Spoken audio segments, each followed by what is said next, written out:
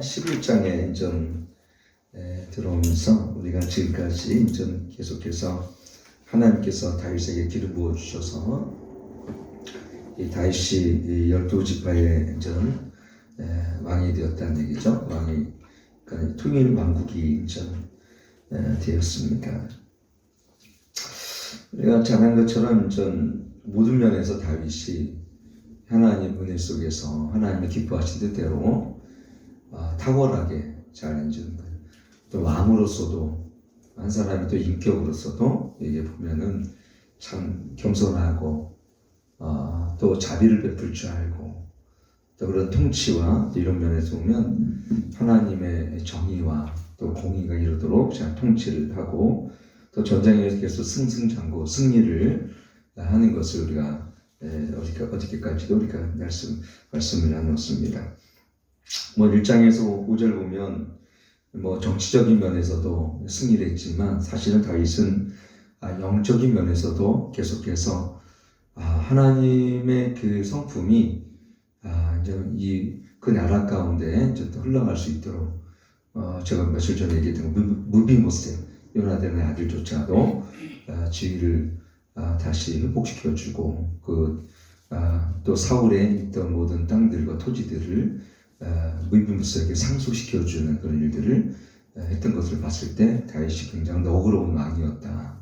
자비로움을 주연스럽게 많이 베푸는 왕이었다라는 것을 그동안 쭉 제가 말씀드렸고 다윗은 어떤 면으로 봤을 때 그 유다 이스라엘 왕 중에는 가장 사실은 다윗이 하나님을 경외하고 누구보다 하나님을 사랑하고 법궤가 들어올 때는 진짜 베옷을 입고 춤을 출 정도로 아주 정말 하나님의 그 임재를 나타나는 그 기뻐했던 그런 왕 중에 하나였던 것을 이렇게 보게 되었습니다. 사실 10장까지는 정말 다윗은 흠이 없을 정도로 쫓겨다니는 그 삶을 통해서도 겸손하고 하나님 앞에 민감하고 영적으로 깨어있는 그런 왕이었던 것을 우리가 알게 되어집니다. 그러나 이 11장은 참 우리가 어떻게 그런 왕이 그런 다윗이었던 사람이 영적으로 참 깊이가 있었고 하나님의 산 다윗이 어떻게 이런 부정한 일을 저질 수 있을까라는 그런 의구심을 가질 만한 그런 장이 오늘 사무엘하 11장인 것을 이렇게 보게 되어집니다. 여기서는 다윗이 어떻게 그 정욕으로 말미암아 넘어지는지 사실 여기서 기록하고 있는데요. 다윗이 사실은 기름 부은 그 왕으로서 다윗이 하나님 앞에 큰 범죄를 저질렀던 두 가지 중에 한 가지가 뭐냐면 오늘 11장에 보면 우리아의 밧세바를 시게 되면 범한 거죠. 오늘날 말로는 간통한 겁니다. 두 번째는 인구조사를 하나님의 허락이 없이 두 번이나 그냥 자기의 생각으로 했던 것, 이 두 가지라는 것을 이렇게 보게 되어집니다. 오늘 이 말씀을 보면 전 해가 돌아와서 1절에 해가 돌아와서 왕들이 출전할 때가 되매 다윗이 요압과 신복과 온 군대를 보내니 저희가 암몬 자손을 멸하고 라파를 내었었고 다윗은 예루살렘에 그대로 있습니다. 다윗은 그동안 항상 전쟁에 출전해서 사실은 왕이 됐어도 함께 전쟁터에 나가서 그 전쟁을 독려하고 그렇죠. 함께 싸움의 장수처럼 원래 다윗이 사울의 왕이었을 때도 천무총장 내지는 군사령과 같은 그런 군대 장관이었지 않습니까? 그래서 다윗이 가는 것보다 승승장구했죠. 또 다윗이 왕이 됐을 때도 정말 계속 그 영토와 또 이런 전쟁 속에서 계속 승리하게 하나님께서 하셨어요. 근데 오늘 그런 승리에 도취되게 되어지면 어떤 일이 벌어지는지 다윗은 더 이상 전쟁터에 나가지 않았고요. 예루살렘에 그대로 있으니라 그랬습니다. 1절 보면 사실 보면 중요한 전쟁인데도 불구하고 보면 요압과 그 군대 장관들만 내보내고 본인은 예루살렘 성에 있었던 것을 보게 되어지죠. 2절 보니까 저녁 때에 다윗이 그 침상에서 일어나 왕궁 지붕 위를 거닐다가 그곳에 보니 한 여인이 목욕하는데 심히 아름다워 보이니라 그랬습니다. 사실은 이 군사적인 큰 이런 승리하고 블레셋과 암못, 아말렉, 에돔까지 이제 사실은 복속시켰거든요. 근데 오늘 다윗은 두 가지의 실수를 하는 거고, 하나는 뭐냐면 전쟁터에 나가지 않은 것과 두 번째는 뭐냐면 이 2절 보니까 저녁 때 다윗이 침상에서 일어났다 이렇게 기록하고 있거든요. 우리가 생각하는 그동안 우리 함께 이 말씀을 나누면서 다윗은 참으로 부지런하고 총명하고 하나님 앞에 민감했던 왕이 오늘 저녁 때 침상에 일어났다라는 걸 봤을 때 사람이 이렇게 뭔가 성공하고 정상에 오르게 되어지면 뭔가 우리의 그 태도가 굉장히 나태해진다는 것을 우리 여기서 보게 되어집니다. 그렇죠? 굉장히 나태해질 수가 있다는 것을 보게 되어져요. 그래서 여기 보니까는 그 시간에 저녁 시간에 어떻게 침상에 일어날 수 있냐 이거죠. 그러다 한가롭게 왕궁 지붕 위에 거닐다가 그랬어요. 여러분 우리가 항상 한가로울 때를 조심해야 됩니다. 시간이 남고 뭔가 여가 시간이 있고 또 성공한 이후에 우리 삶이 하나님께 어떻게 더 민감하지 못할 때요. 마귀는 이렇게 우리를 미혹되어 찾아오게 하고 뿐만 아니라 그때 어때요? 사람들은 그 경각심을 쉽게 말하면 무너뜨립니다. 그래서 사람들이 항상 실수하는 게 언제냐면 이 정치인들을 보면은 이 권세를 잡았을 때, 그죠? 그렇지 않을 때는 괜찮아요. 근데 정치인이나 경제인이나 정상에 오를 때 보면 항상 이런 실수를 합니다. 그래서 이런 실수를 하기 때문에 무너지죠. 우리가 뭐 누구라고 얘기할 수 없지만 어느 시장도 그랬죠. 모르겠어요. 저는 뭐 그분을 그렇게 좋아하지 않아서 오히려 뭐 솔직히 잘 됐다 이렇게 생각을 하는데 어쨌든 간에 본인 신앙을 몇 선 해가지고 이렇게 있는데 결국 자기 비서하고 그렇게 되면은 뭐 지금 100% 밝혀지지 않았지만은 그런 식으로 성적인 취향을 했다는 것이 왜 그렇습니까? 사람이 정상에 오르게 되어지면요 뭔가 거기에 안주하고 또 우리가 안주하고 또 안락한 것을 추구할 때에 그때 우리의 정신 상태가 좀 이렇게 흩어진 것을 이렇게 보게 되어집니다. 그래서 우리는 언제든지 있잖아요. 우리가 성공하고 즉 승리하고 교회도 마찬가지입니다. 교회가 막 부흥하고 교회를 서로 지었을 때가 제일 위험해요. 사람들 마음이 갈라져요. 지금처럼 우리가 작은 교회 있을 때는 우리가 열심히 기도하고 막 올라갑니다. 근데 어느 정도 교회가 성장하고 교회가 든든히 서잖아요. 재정도 많고 사람도 많으면 기도 안 해요. 그때부터 기도를 쉽니다. 그때가 가장 위험할 때입니다. 사실 우리가 위험할 때는 어떤 게 아니에요.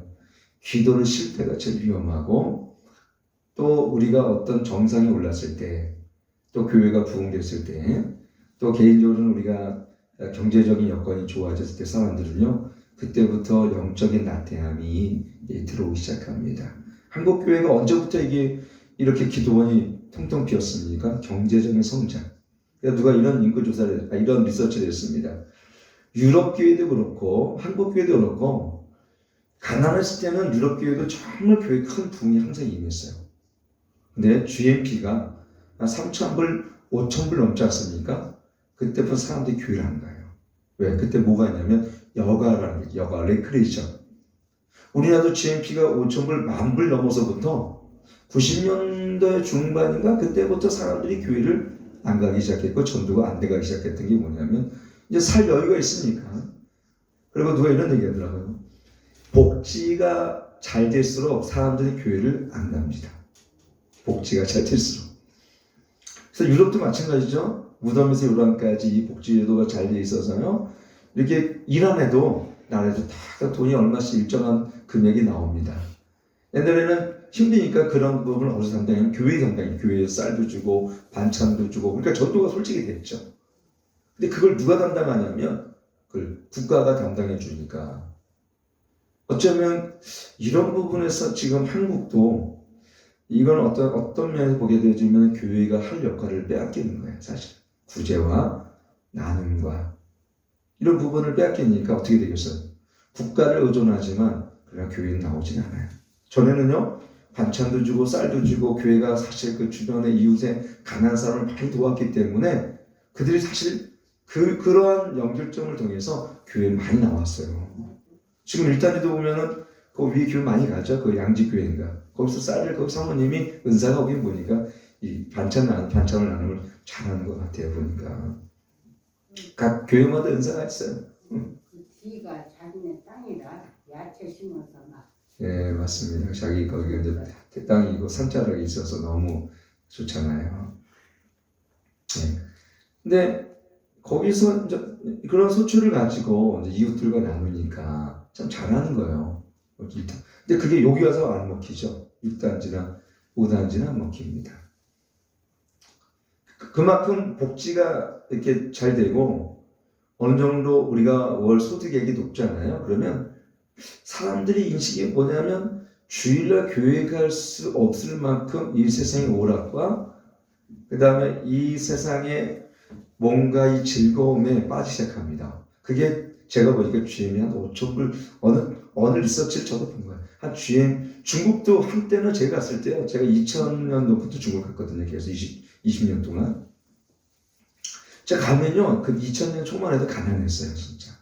그때 그렇게 큰 부자 막 경제가 성장하긴 했었지만 그래가지고 그때 조선족 교회 가도요. 참 겸손하고 제가 이 목탕강도 가고 진짜 이 어려운 적도 가면요. 어쨌든 한국에서 이 목회자가 가고 또 이렇게 뭘 가면 사람들이 이렇게 많이 모였어요.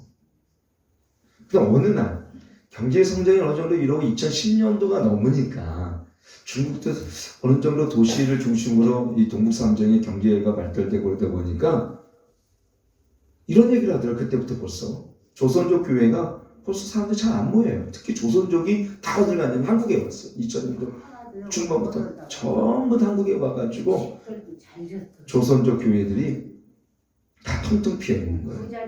통통 피어있는 거예요. 그걸 보면 뭐냐면 우리가 잘 살 때 하나님이 이 경제적인 부요를 주실 때 우리는 더 몸을 낮춰줄 줄 믿습니다. 이게 이치예요. 우리가 그래서 우리가 저도 이렇게 보면요, 참 교회가 막 그냥 정말 우리가 처음부터 막 교회 재정이 철철 넘치고 막 사람이 막 많이 와서 막 500명, 1000명 됐으면 저도 이렇게 하면 기도를 안 했을 것 같아요. 기도 안 해도 사람들 잘 오는데. 그래서 왜 대형 교회가 다 죽었냐? 수평이도 제가 어느 날 이렇게 그 대학원 다닐 때 리서치한 게 있었어요. 큰 교회 2개 교회를 정확히 그때 아마 제가 여의도 사랑교회하고 온누리교회를 리서치한 것 같아요. 근데 어느 교회를 가서 청년부 목사님을 어떻게 이렇게 교회가 잘 부흥됩니까? 라고 제가 물어봤거든요. 일주일에 70명씩 등록한대요. 일주일에 청년부만. 그러니 일주일에 10년 가도 70명이 안 되는 교회가 대부분인데 일주일에 70명이 등록할 정도로 그렇게 부흥이 막 임하더라고요. 그럼 내가 이렇게 물어봤어요. 뭐 때문에 이렇게 부흥됩니까? 그랬더니 거기는 목사님 이런 대답을 하다가 겸손한 건지 나 정말 모르는지 우리 별로 이렇게 부흥될 만한 커리큘럼도 없고 저도 잘 모르겠어요 얘기하더라고. 잘 모르겠어요 그러더라고. 솔직히 속이 좀 화가 났어요. 아니 작은 교회는 1년에 한두 명도 오기 힘든데 그런 사람들 어디 오냐? 다는 아니지만 다 수평이 되어 가는 거예요. 교회에서 2, 3년 지내다가 상처받으면 다 대형교회로 갑니다. 상처받으니까. 거기 가면 상처받을 이유가 없어요. 왜냐면 거기 가면은 사람들이 몰라요. 큰 숲에 숨는 거나 마찬가지예요. 근데 상처받지도 않지만 성장도 없어요. 다는 아니겠죠. 여러분 우리 사람과 사람이 부딪히고 그때 우리 내가 자아가 깨트려지고 철이 날카롭게 한다고요. 그때 내가 성장하고 기도하는 거예요. 아무 문제 없고 그냥 편하게 교회 다니잖아요. 언제 기도해갔습니까? 언제? 때로는 목회자한테 야단도 맞고 검련도 받고 기도도 하라고 이렇게 자꾸 그래야 되는데 대학교에 다니는 사람은 제가 이렇게 보면 교회 6개월 1년 안 나가도 몰라요. 2년 동안 11줄 냈는지 안 냈는지 그 사람이 워낙 많으니까요. 워낙 많으니까. 어쨌든 오늘 말씀 뭐냐면 우리가 인생의 정점에 있거나 인생이 성공할 때 또 갑자기 돈이 많아질 때 사람들은 어떻게 됩니까? 신앙을 내려놔요. 하나님을 붙드는 이 신앙들을 내려놓습니다. 늘 우리 삶 속에서 하나님 앞에 깨어있고 경각심을 갖고 이렇게 나가야 되는데 그렇지를 못하고요. 사람들이 깨어있지 못하고 영적으로 무뎌진 우리나라가 그래서 95년도 이 중점을 시작해서 경제가 급성장하는 시점부터 교회는 사실 침체돼 있었습니다. 그때부터. 왜? 사람들이 잘 살고 다 보면 또 주 5일째 하면서 제가 보니까 토요일만 되면 그렇게 금요일 되면 다 놀러 다닙니다. 교회는 안 와요. 그러니 그때부터 교회는 기도 안 하기 시작했고요. 기도원이 쇠퇴하기 시작하더니 결국은 급기야 이 교회의 야성이 없어지기 시작했습니다. 기도 안 하니까. 그러니까 사람들이 양처럼 순하긴 한데 또 도전의식도 없고 기도도 안 하고 야성도 없는 그런 목회자, 그런 영적 지도자가 생겨나면서 성도 또한 또 그런 어떤 뭐랄까요? 우리의 함께 드려지는 이러한 어떤 믿음의 야성들이 사실은 한국 교회가 많이 약해진 것만큼은 우리가 부인할 수가 없는 것이죠. 그래서 어느 책을 보니까 이게 영적인 역류 현상이다 이렇게 얘기하더라고요. 영적인 역류 현상. 그래서 우리가 오늘 이 말씀처럼 또 다윗이 보니까 어땠습니까? 3절 보니까 다윗이 보내요. 그 여인을 알아보게 하였더니 그랬어요. 아니 사람이 호기심이 나면 거기서 멈춰야 되는데 다윗은 또 부하들을 보내서 그 여인을 알아봤는데 고하되 그는 엘리암의 딸이 햇사람 우리아의 아내 바세바가 아니나이까. 다윗이 사제를 보내 저를 자기에게 데려오게 하고 그랬어요. 여기서부터 어때요? 죄는 시작된 것입니다. 만약에 거기서 아니 그거 분명히 결혼한 여자고 두 번째는 그거 자기 부하의 아내인데 어떻게 여기 보면은 그걸 데려오도록 합니까? 그러니까 이게 욕심이 잉태하지 죄를 낳는 거예요. 이 사람이 욕심을 한 것도 자기는 왕이고 부하가 한두 아니죠. 자기 또 사실 아내가 한두 명도 아니고 참 그러니 여기에 다윗의 사실은 음란함이 있었던 거예요. 다윗 안에 음란함. 그러니 그 아들 솔로몬은 청령을. 이 솔로몬의 죄로 말미암아 사실은 이 왕국이 또 분열된 거예요. 왜 그렇습니까? 이 다윗의 음란함 때문에.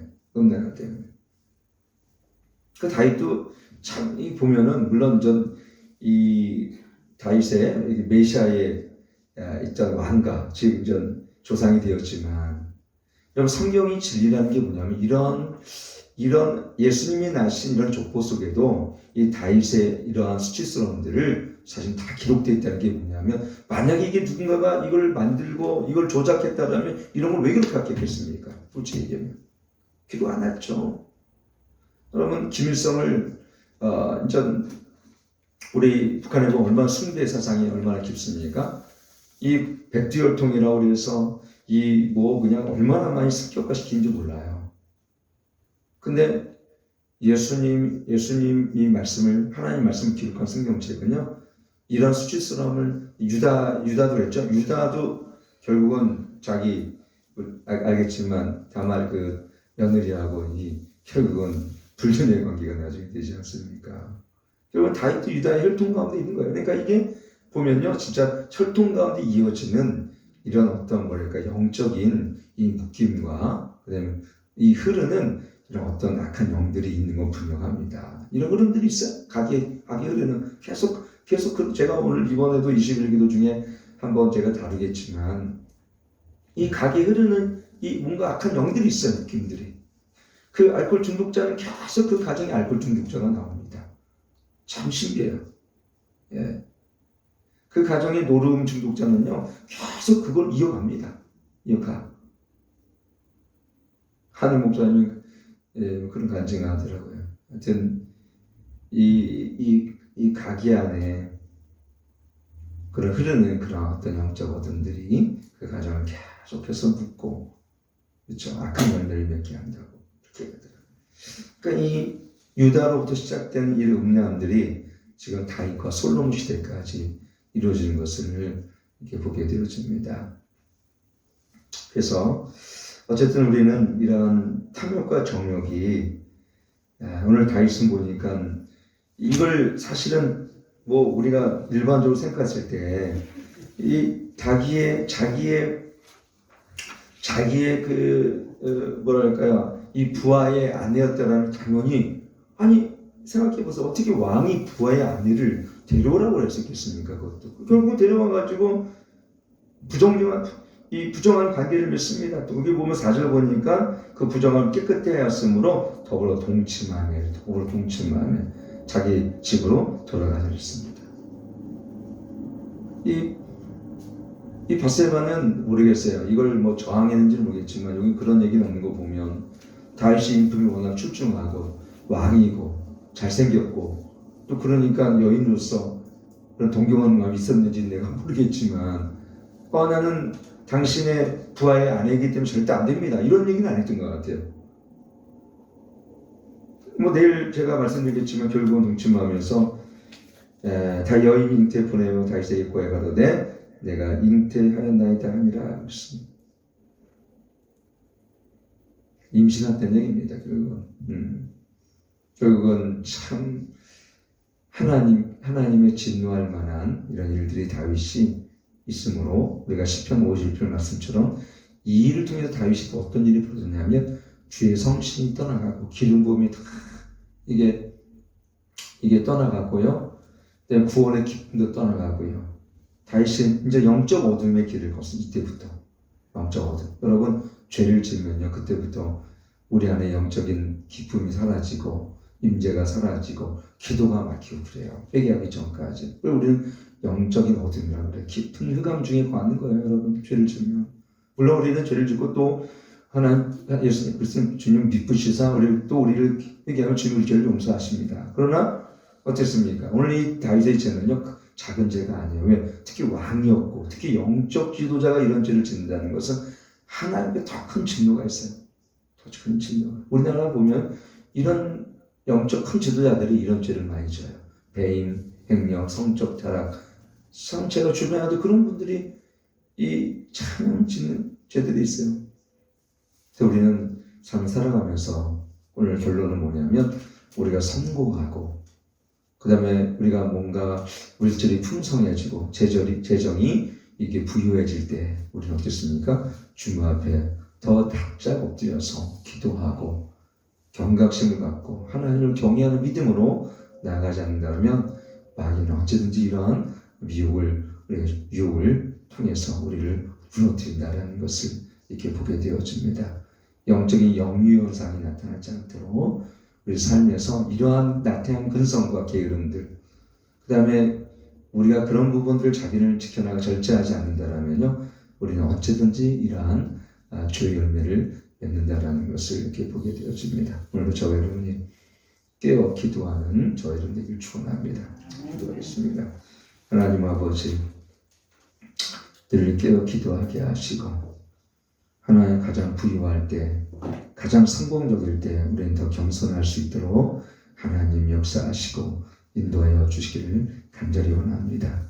가장 안정적일 때 가장 부족한 듯 우리가 하나님 엎드려 기도하게 도와주시고 가장 높은 곳에 있을 때 가장 겸손한 모습으로 하나님께 깨어 기도하는 자가 될 수 있도록 하나님 인도하시고 하나님 역사하여 주시기를 간절히 원합니다.